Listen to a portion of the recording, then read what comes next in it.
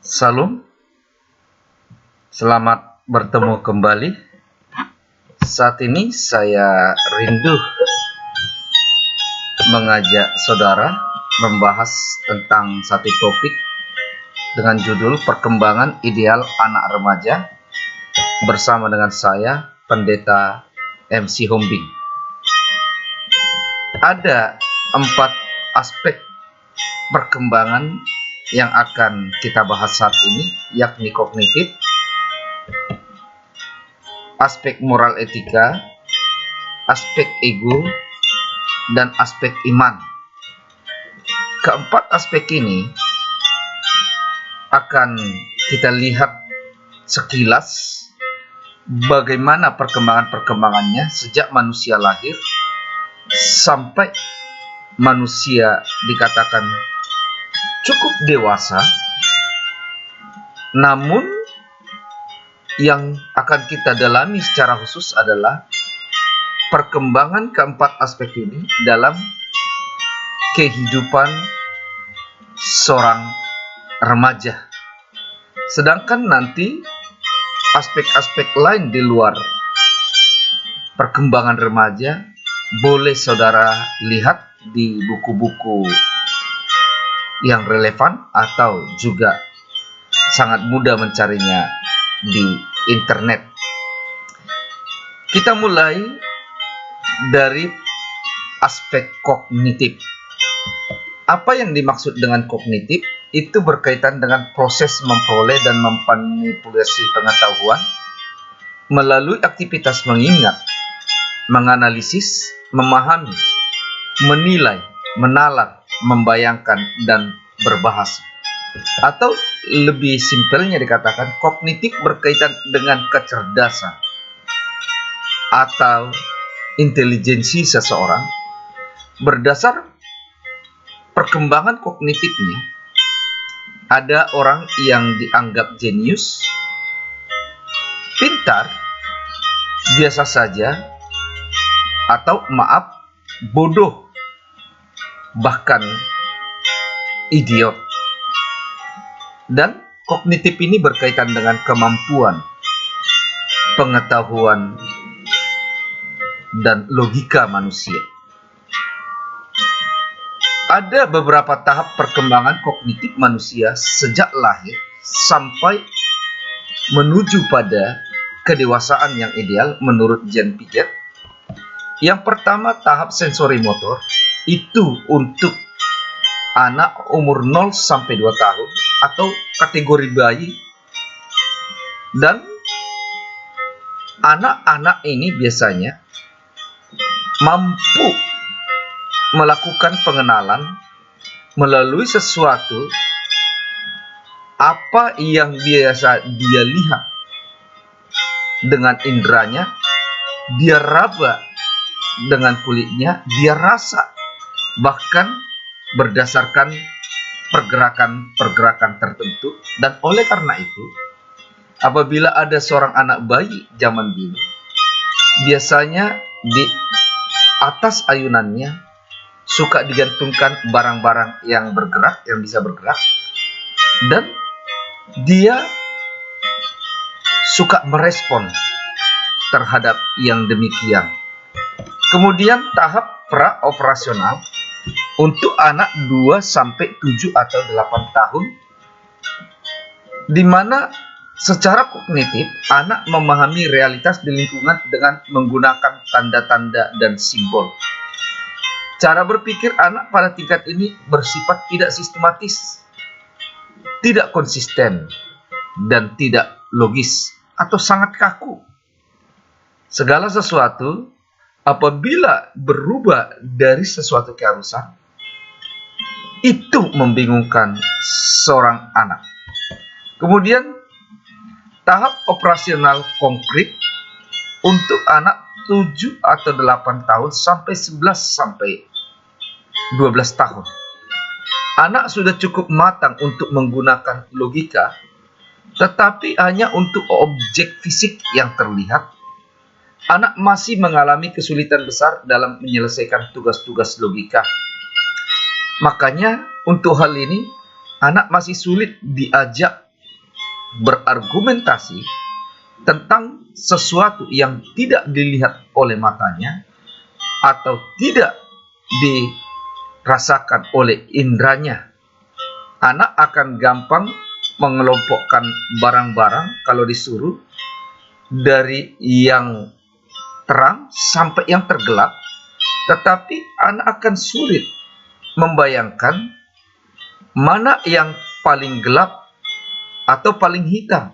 Apabila dikatakan Budi lebih hitam dari Rudi, Rudi lebih hitam dari Billy, Billy lebih hitam dari Santi. Siapa di antara mereka yang paling putih? Itu anak masih sulit melogikakan hal-hal yang demikian. Dan tahap yang paling tinggi dalam kognitif adalah tahap operasional formil untuk anak-anak mulai 11 sampai 12 tahun sampai ke dewasa. Selama periode ini manusia tidak perlu berpikir dengan pertolongan benda atau peristiwa konkret. Manusia sudah mampu berpikir abstrak atau membayangkan sesuatu yang tidak terlihat mata, memahami bentuk argumen, dan sudah bisa diajak berargumen dengan baik. Dan oleh karena itu, untuk anak-anak SMP, SMA, sudah mulai cocok dibuka kelas-kelas debat atau kelas-kelas diskusi dan lain sebagainya. Dan untuk anak remaja, tahap kognitif yang mereka alami itu berada dalam tahap operasional formil seperti ini. Dan berdasarkan tahap ini ada beberapa ciri pemikiran yang dominan dalam tahap operasional formal. Yang pertama, ciri yang pertama, ini masuk dalam tahap kematangan secara intelektual. Disinilah orang terbentuk. Inilah akhirnya. Dan yang kedua, mampu berpikir jauh melebihi dunia nyata dan keyakinan sendiri, sehingga mulai bisa membayangkan apa yang terjadi ke depan apabila saya melakukan yang begini saat ini. Dan oleh karena itu, orang-orang yang berada dalam tahap operasional formal biasanya sudah bisa mengetahui dampak dari suatu perbuatan sekalipun dampak itu belum kelihatan, dan juga mampu berpikir jauh melebihi keyakinan sendiri, termasuk apabila dia yakin terhadap sesuatu, contoh Tuhan, tapi dia juga mampu memikirkan bagaimana orang dalam keyakinannya. Selanjutnya, sekalipun dia mampu memikirkan keyakinan di luar keyakinannya, orang yang berpikir operasional formal akan mampu memikirkan yang terbaik bagi dirinya. Kemudian memasuki dunia ide-ide. Dan pada tahap ini akan bermunculan para penemu-penemu, bermunculan filsuf-filsuf, dan bisa menimbulkan sesuatu yang benar-benar baru, yang belum ada, bahkan yang spektakuler, yang fenomenal, di luar sesuatu yang biasa selama ini. Kemudian mampu memecahkan masalah secara sistematis dan tidak hanya meniru orang lain. Jadi pikirannya tidak kaku seperti anak-anak antara 7 sampai 12 tahun. Jadi dia mulai berpikir untuk segala sesuatu itu secara teratur, Kalau saya mau meraih cita-cita saya, apa yang harus saya buat? Kalau saya mau jadi tentara, apa yang harus saya kerjakan secepatnya? Dan kalau saya mau bangun usaha saya, apa yang harus saya perdalam? Dia tidak hanya suka meniru orang lain, bahkan dia suka mencari terobosan-terobosan, dan terobosan-terobosan itu muncul dari ide-ide yang lahir dari dirinya. Kemudian, mampu berpikir reflektif, mengevaluasi pemikiran, melakukan imajinasi ideal, dan atau berpikir abstrak. Jadi, reflektif berarti tahu dampak segala sesuatu. Kemudian ketika dia mendengar pemikiran-pemikiran, dia evaluasi, tidak gampang terseret. Dan biasanya dia sudah mampu memfilter mana yang tepat, mana yang kurang tepat, dan melakukan imajinasi ideal. Pembayangan-pembayangan ideal. Bukan hanya menjadi orang-orang seperti pungku yang merindukan bulan, punya mimpi yang besar, tetapi tidak membangun sesuatu yang ideal sesuai dengan mimpi-mimpinya. Bahkan imajinasi ini, ideal ini, dia benar-benar dapat memahami segi keterbatasan, kelebihan dirinya, dan berdasar kemampuannya ini, dia mengerti apa yang terbaik baginya ke depan. Salah satu contoh dalam memilih cita-citanya. Dan berpikir abstrak. Kalau diajak berlogika, diajak berdebat, diajak bertukar pendapat, sudah mampu. Dan apabila ada anak-anak yang tidak masuk ke dalam kategori ini, berarti secara kognitif ada yang kurang, atau secara kognitif ada yang dikatakan keterlambatan. Ingat, karena ini tahapan-tahapan harus berjalan ideal sejak mulai balita sampai menuju kepada kedewasaan. Dan oleh karena itu, mari kita latih pikiran kita ini, supaya pikiran kita ini cerdas, supaya pikiran kita ini bekerja, supaya pikiran kita ini bisa menghasilkan sesuatu yang berguna bagi diri kita dan sesama di kemudian hari. Kemudian yang kedua, moral etika. Apa moral itu? Adalah pemahaman atau pengertian mengenai hal yang baik dan yang tidak baik, yang pantas dan yang tidak pantas, yang wajar dengan yang tidak wajar. Etika itu adalah penyelidikan filosofis mengenai kewajiban manusia, serta hal yang baik dan yang tidak baik. Singkatnya, etika adalah tingkah laku manusia, baik mental maupun fisik, mengenai hal-hal yang sesuai dengan moralnya. Berdasar tingkah lakunya, manusia bisa dianggap tidak beretika atau tidak bermoral. Adapun tahap perkembangan moral manusia menurut Lawrence Kohlberg, yang pertama itu tahap prakonvensional. Benar atau salah dipahami dari dampak, dapat hadiah atau hukuman. Ini sangat-sangat dasar sekali. Yang kedua, perlu atau tidak dipahami dari manfaat, menguntungkan atau tidak.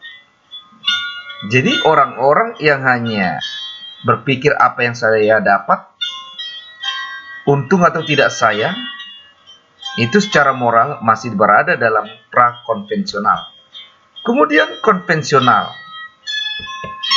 berbuat baik untuk memperoleh penerimaan secara personal atau kelompok.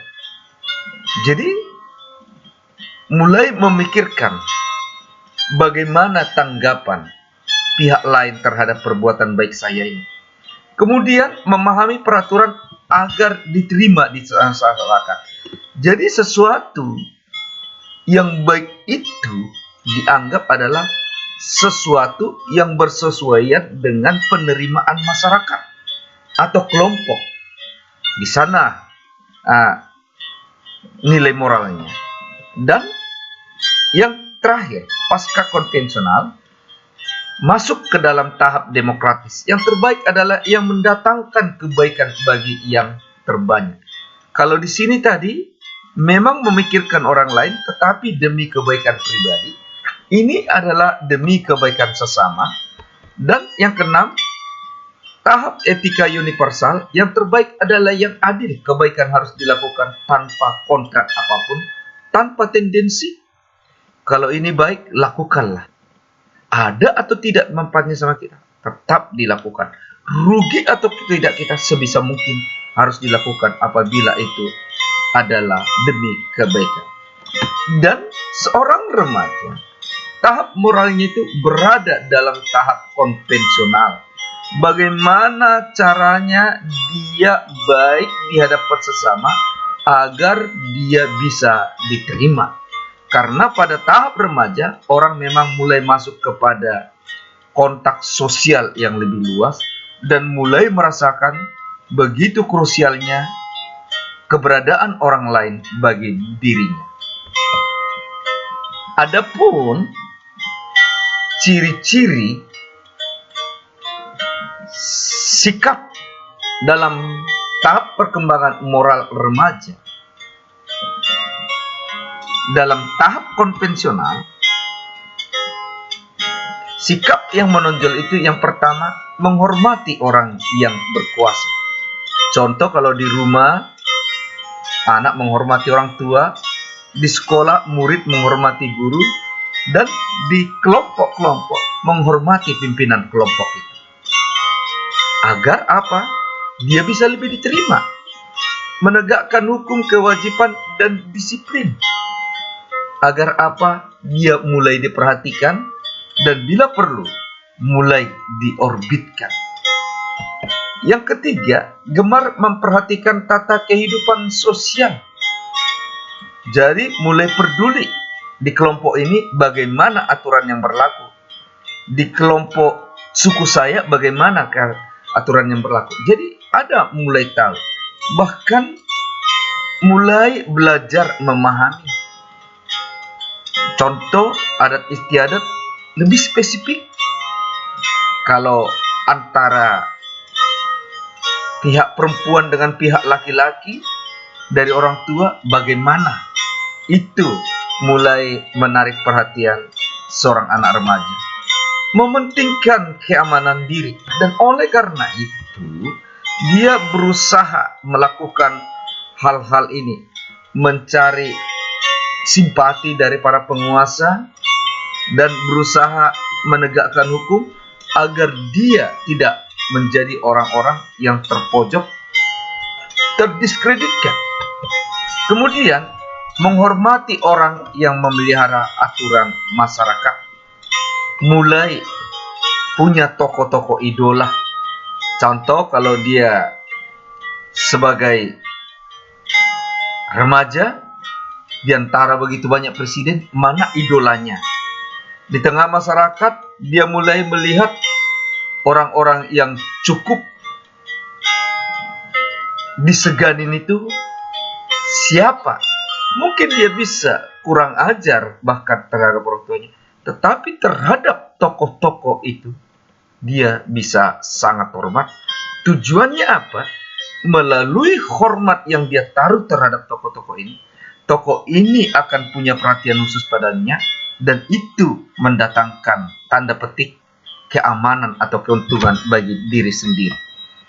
Kemudian tahap yang ketiga adalah ego. Ego adalah persepsi atau konsepsi individu tentang kepribadian dan harga diri sendiri, yang selanjutnya dapat mempengaruhi keyakinan dirinya dalam berhubungan dengan dunia kenyataan. Ada beberapa tahap perkembangan ego manusia menurut Erik Erikson. Yang pertama, dalam tahap bayi, ya, ada di ego itu bermain kepercayaan dasar dan kecurigaan dasar.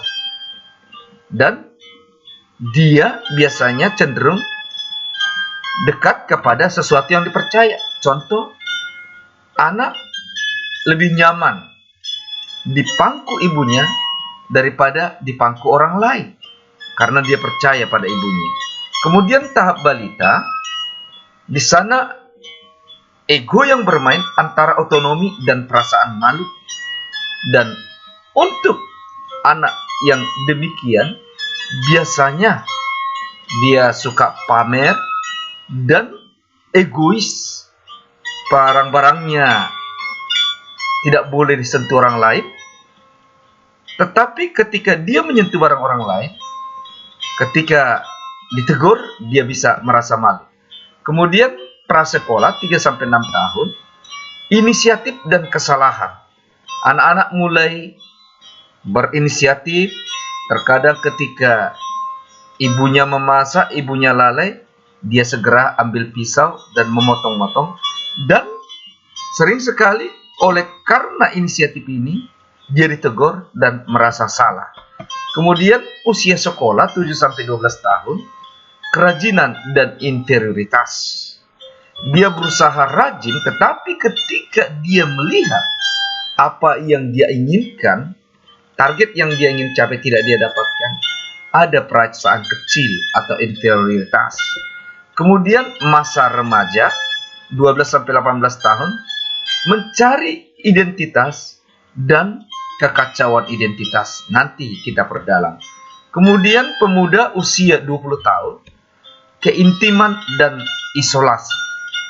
Berusaha menjalin hubungan spesial dengan orang-orang tertentu, tetapi ketika ada kegagalan, cenderung mengisolir diri. Kemudian separuh baya 20-5 tahun, generativitas dan stagnasi. Iya. Jadi berusaha berhubungan dengan banyak pihak, tetapi dalam hal-hal tertentu bisa stagnan. Berhenti karena apa? Merasa tidak ada gunanya, merasa apa? Tidak bermanfaat dan lain sebagainya. Dan yang terakhir, manula, integritas PS keputusasaan.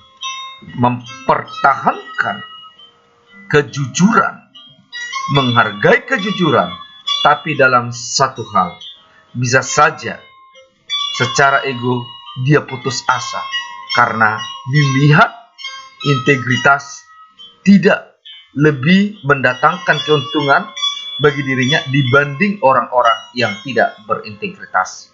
Adapun tahap remaja itu berada dalam tahap identitas dan kekacauan identitas secara ego.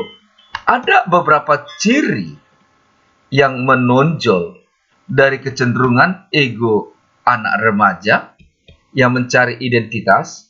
Yang pertama, ingin memiliki identitas namun di sisi lain mengalami kekaburan identitas. Karena apa? Terkadang anak bingung, identitas saya itu masih anak-anak atau dewasa? Karena apa? Orang dewasa juga sering membingungkannya. Ketika bergabung dengan orang dewasa, orang berkata, jangan sini, kamu masih anak-anak. Tetapi ketika berbaur dengan anak-anak, orang akan berkata, kau ini masa nggak tahu, kau itu sudah dewasa. Atau dalam hal tanggung jawab, dituntut menjadi orang dewasa, sehingga terkadang anak mengalami kekaburan identitas. Selanjutnya,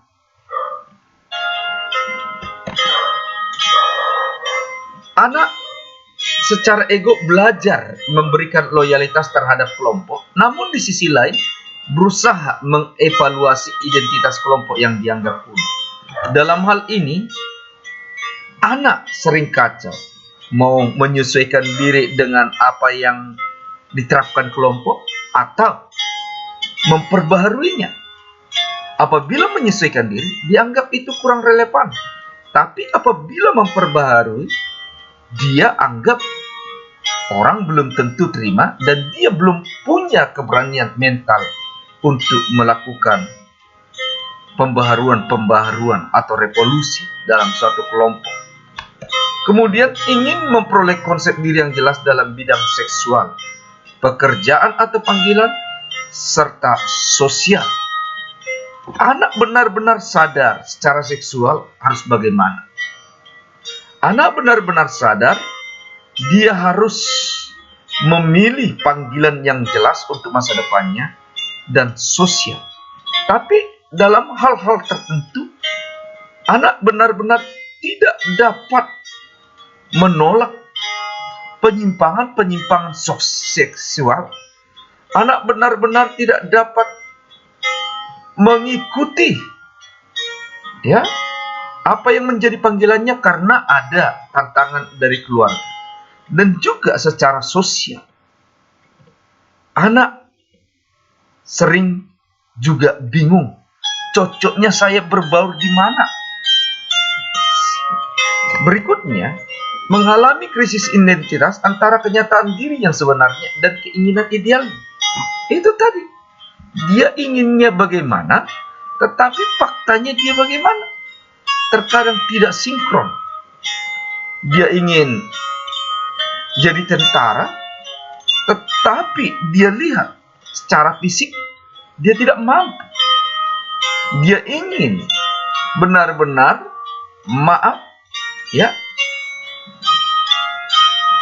bersifat secara seksual heteroseksual, tapi dalam satu hal ada sesuatu kenyataan dalam diri. Dia mengalami penyimpangan. Dan berikutnya kita lihat secara iman. Iman adalah kepercayaan, ketetapan hati, keteguhan, keseimbangan batin. Beriman berarti percaya kepada sesuatu yang dibuktikan dengan kesetiaan dan ketaatan pada perintah yang dipercaya.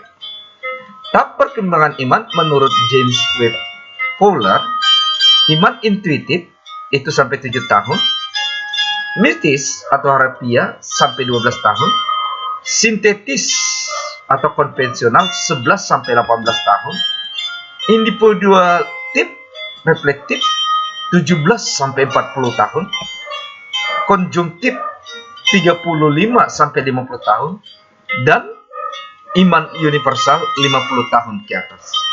Saat ini kita bahas secara khusus sintetis atau konvensional. Ada beberapa ciri tahap perkembangan iman sintetis atau konvensional. Iman belum dipilih sendiri. Iman mengikuti kepercayaan keluarga. Dalam beriman, Allah dipandang sebagai pribadi yang berperan penting dalam hidupnya. Jadi, oleh karena pengaruh keluarga yang begitu kuat, anak remaja biasanya melihat Allah sebagai sesuatu yang paling berperan, baik itu mendatangkan berkat atau kutuk dalam hidupnya. Allah dianggap sebagai pribadi yang paling karib dan paling mengerti pada dirinya. Ya. Dan ketika dia galau, ketika dia bingung, ketika dia berada dalam keadaan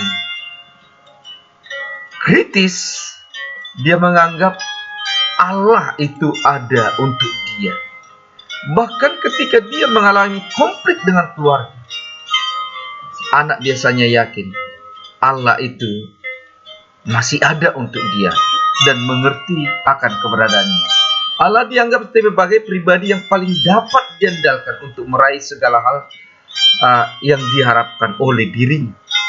Dan oleh karena itu terkadang anak sering tidak